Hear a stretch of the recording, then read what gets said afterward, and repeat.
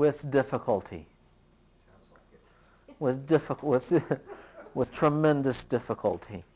Um, um, but again, it's impossible to balance.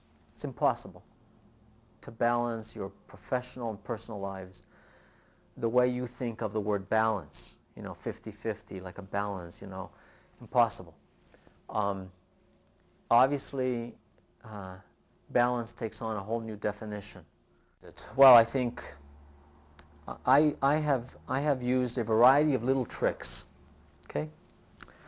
And I actually started this almost from the beginning after we got married. My wife had a profession. She's a nurse. So this was very important at the time for our balance that you're talking about. I'm trying to give you a different yet complex perspective here, because that means she had a distraction. And being a nurse, which means also biomedical, we had something in common.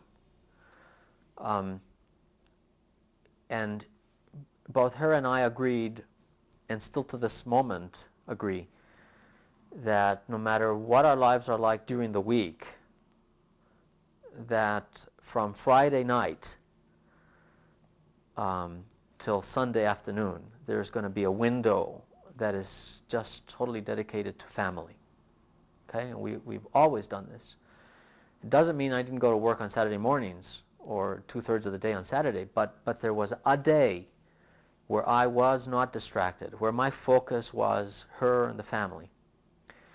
And so I did that from the very beginning of our marriage, and still do it today. So that's a trick that you learn. Secondly, here's another little trick. You make darn sure to work around your evening dinners, especially if you have family. Our two sons would tell you that that's been one of the most important parts of their growing up. So we were there for dinner. We never ate outside. We ate inside. Where we don't fall into this category of restaurant families,